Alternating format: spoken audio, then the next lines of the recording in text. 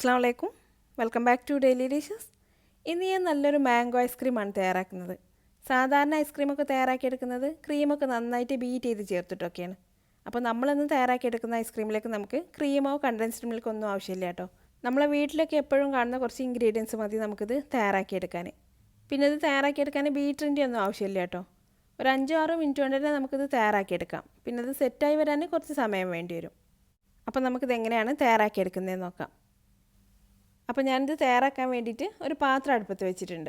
ഇതിലേക്ക് ഇനി 2 കപ്പ് പാൽ ഒഴിച്ചു കൊടുക്കാം. 250 ml 2 കപ്പ് പാൽ കേട്ടോ. അപ്പോൾ ഒരു 1/2 ലിറ്റർ പാലുണ്ട്. ഇനി ഇതിലേക്ക് പഞ്ചസാര ചേർത്ത് കൊടുക്കാം. ഒരു 4 ടേബിൾ സ്പൂൺ പഞ്ചസാര ചേർത്ത് കൊടുക്കുന്നുണ്ട്. പഞ്ചസാര ചിലപ്പോൾ നമുക്ക് കുറച്ചും കൂടി ചേർത്ത് കൊടുക്കേണ്ടി വരും കേട്ടോ. നമ്മളിതിലേക്ക് എടുക്കുന്ന മാങ്ങ നല്ല മധുരമുള്ള മാങ്ങയാണെങ്കിൽ ഇത്രയും പഞ്ചസാര തന്നെ മതിയാവും. മാങ്ങക്ക് മധുരം കുറവാണെന്നുണ്ടെങ്കിൽ കുറച്ചും കൂടി പഞ്ചസാര ചേർത്ത് കൊടുക്കേണ്ടി വരും. അപ്പോൾ ആദ്യം നമുക്കൊരു 4 ടേബിൾ സ്പൂൺ പഞ്ചസാര ചേർത്ത് കൊടുക്കാം. എന്നിട്ട് നമുക്ക് മാങ്ങയൊക്കെ ചേർത്തതിന് ശേഷം മധുരം നോക്കിയിട്ട് കുറവാണെങ്കിൽ പിന്നെ ചേർത്ത് കൊടുക്കാം. പിന്നെ ഇതിലേക്കൊരു 4 ടേബിൾ സ്പൂൺ മിൽക്ക് പൗഡറും കൂടെ ചേർത്ത് കൊടുത്തിട്ട് കട്ടയൊന്നും ഇല്ലാതെ നന്നായിട്ടൊന്ന് മിക്സ് ചെയ്തെടുക്കാം. തീ അധികം കൂട്ടി വെക്കണ്ട കേട്ടോ, ഒരു മീഡിയം ഫ്ലെയിമിൽ വെച്ച് കൊടുത്താൽ മതി. ഇപ്പോൾ മിൽക്ക് പൗഡറൊക്കെ നന്നായിട്ട് മിക്സായി വന്നിട്ടുണ്ട്. ഇനി ഇതിലേക്ക് നമുക്ക് കോൺഫ്ലവർ ചേർത്ത് കൊടുക്കാം. അപ്പോൾ കോൺഫ്ലവർ നേരിട്ട് ഇതിലേക്ക് ചേർത്ത് കൊടുത്താൽ കട്ടായിട്ട് കിടക്കും കേട്ടോ. അപ്പോൾ നമുക്ക് ആദ്യം ഈ കോൺഫ്ലവർ ഒന്ന് കലക്കിയെടുക്കാം. അപ്പോൾ ഒരു പാത്രത്തിലേക്ക് 2 ടേബിൾ സ്പൂൺ കോൺഫ്ലവർ ചേർത്ത് കൊടുത്തിട്ട് അതിലേക്ക് പാലോ വെള്ളമോ ചേർത്ത് കൊടുത്തിട്ട് ഒന്ന് കലക്കിയെടുക്കാം. കട്ടകളൊന്നും ഇല്ലാതെ നന്നായിട്ടൊന്ന് കലക്കിയെടുക്കാം കേട്ടോ. അതിനുശേഷം നമുക്കിത് ഈ ചൂടായിരിക്കുന്ന പാലിലേക്ക് ഒഴിച്ചു കൊടുക്കാം. എന്നിട്ട് ഈ പാൽ നന്നായിട്ടൊന്ന് കുറുകി വരുന്നത് വരെ ഇളക്കി കൊടുത്തുകൊണ്ടേ ഇരിക്കാം. ഈ പാൽ പെട്ടെന്ന് കുറുകി വരും കേട്ടോ. ഇപ്പോൾ പാലൊന്ന് കുറുകി വന്ന് തുടങ്ങിയിട്ടുണ്ട്. കുറച്ചും കൂടി ഒന്ന് കുറുകി വന്നാൽ നമുക്ക് തീ ഓഫ് ചെയ്യാം. ഇത്രയായാൽ മതി കേട്ടോ. ഇതിന് ചൂടാറി വരുമ്പോൾ കുറച്ചും കൂടെ തിക്കായിട്ട് വരും. അപ്പോൾ ഇനി നമുക്ക് തീ ഓഫ് ചെയ്ത ശേഷം ഇതൊന്ന് ചൂടാറാൻ വേണ്ടി മാറ്റി വെക്കാം. അതിനുശേഷം നമുക്ക് ഇതിലേക്ക് വേണ്ട മാങ്ങ എടുത്ത് വെക്കാം. ഞാനിപ്പോൾ 2 വലിയ മാങ്ങ എടുത്തിട്ടുണ്ട്. മാങ്ങ തൊലിയൊക്കെ കളഞ്ഞ ശേഷം ചെറിയ പീസായിട്ട് കട്ട് ചെയ്ത് വെച്ചിട്ടുണ്ട്. ഇതിനി മിക്സിയുടെ ജാറിലിട്ടിട്ട് നന്നായിട്ടൊന്ന് അരച്ചെടുക്കണം. ഇതിലേക്ക് വെള്ളമൊന്നും ചേർക്കണ്ട കേട്ടോ. അരിഞ്ഞു വരാൻ ബുദ്ധിമുട്ടുണ്ടെങ്കിൽ മാത്രം കുറച്ച് വെള്ളം ചേർത്ത് കൊടുക്കാം.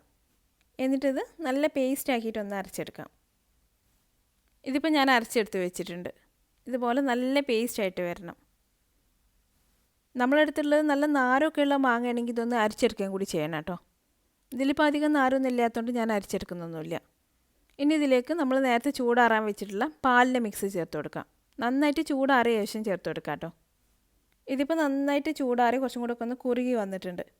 ഇതിന് മാങ്ങയിലേക്ക് ചേർത്ത് കൊടുത്തിട്ട് ഒന്നും കൂടി ഒന്ന് അടിച്ചെടുക്കാം. പിന്നെ ഞാനിതിലേക്ക് ഒരു 1/2 ടീസ്പൂൺ വാനില എസൻസും കൂടെ ചേർത്ത് കൊടുക്കുന്നുണ്ട്. ഈ മാംഗോ ഫ്ലേവറിൻ്റെ കൂടെ ചെറുതായിട്ടൊരു വാനില ഫ്ലേവറും കൂടെ ഉണ്ടാകുമ്പോൾ നല്ലൊരു ടേസ്റ്റാണ് കേട്ടോ. ഇത് വേണമെന്നൊന്നുമില്ല കേട്ടോ, ചേർത്ത് കൊടുത്താൽ കുറച്ചും കൂടെ നന്നായിരിക്കും.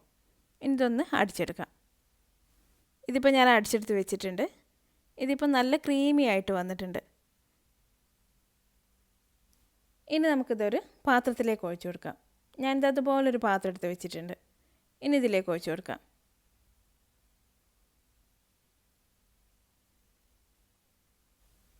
ഇതിനി കവർ ചെയ്തെടുത്ത ശേഷം ഒരു 3 മണിക്കൂർ ഫ്രീസറിൽ വെച്ച് കൊടുക്കാം. ഞാനിതിപ്പോൾ ഒരു 3 മണിക്കൂറിന് ശേഷം ഫ്രീസറിൽ നിന്ന് പുറത്തെടുത്തിട്ടുണ്ട്. ഇതിനി നമുക്ക് മിക്സിയിലിട്ട് ഒന്നും കൂടി അടിച്ചെടുക്കണം. ഇപ്പോൾ ഇത് ഇത്രയേ ആയിട്ടുള്ളൂ കേട്ടോ. ഇതിന് മിക്സിയുടെ ജാറിലേക്ക് ഒഴിച്ചു കൊടുത്തിട്ട് ഒന്നും കൂടി അടിച്ചെടുക്കാം. ഇതിപ്പോൾ ഞാൻ ഒന്നും കൂടി അടിച്ചെടുത്ത് വെച്ചിട്ടുണ്ട്. ഇതിപ്പോൾ നേരത്തേതിനേക്കാളും നല്ല ക്രീമിയായി വന്നിട്ടുണ്ട് കേട്ടോ. ഇനി നമുക്കിത് ഈ പാത്രത്തിലേക്ക് തന്നെ ഒഴിച്ചു കൊടുത്തിട്ട് വീണ്ടും ഫ്രീസറിലേക്ക് തന്നെ വെച്ച് കൊടുക്കാം. ഇതിനി ഒരു 7-8 മണിക്കൂർ വേണ്ടി വരും സെറ്റായി വരാൻ. അപ്പോൾ നമുക്കിത് മൂടി വെച്ചിട്ട് വീണ്ടും ഫ്രീസറിലേക്ക് തന്നെ വെച്ച് കൊടുക്കാം. ഓവർനൈറ്റ് ഫ്രീസറിൽ വെച്ച് കൊടുക്കുകയാണെങ്കിൽ അതായിരിക്കും കേട്ടോ കൂടുതൽ നല്ലത്. ഇതിന് മൂടി വെച്ചിട്ട് ഫ്രീസറിലേക്ക് വെച്ച് കൊടുക്കാം. ഇത് ഞാനിപ്പോൾ ഓവർനൈറ്റ് ഫ്രീസറിൽ വെച്ച ശേഷം പുറത്തെടുത്ത് വെച്ചിട്ടുണ്ട്. ഒരു 5 മിനിറ്റ് പുറത്ത് വെച്ച ശേഷം നമുക്കിത് തുറന്ന് നോക്കാം കേട്ടോ. അപ്പോഴേക്ക് ഇതിൻ്റെ മുകളിൽ ഐസൊക്കെ ഫോം ചെയ്തിട്ടുണ്ടെങ്കിൽ അതൊക്കെ ഒന്ന് അലിഞ്ഞിട്ട് നല്ല സ്മൂത്തായിട്ട് വന്നോളൂ. എൻ്റെ കയ്യിലിപ്പോൾ സ്കൂപ്പറൊന്നും ഇല്ലാത്തതുകൊണ്ട് ഞാനിതുപോലൊരു കയ്യിൽ വെച്ചിട്ടാണ് ഇത് സ്കൂപ്പ് ചെയ്തെടുക്കുന്നത്.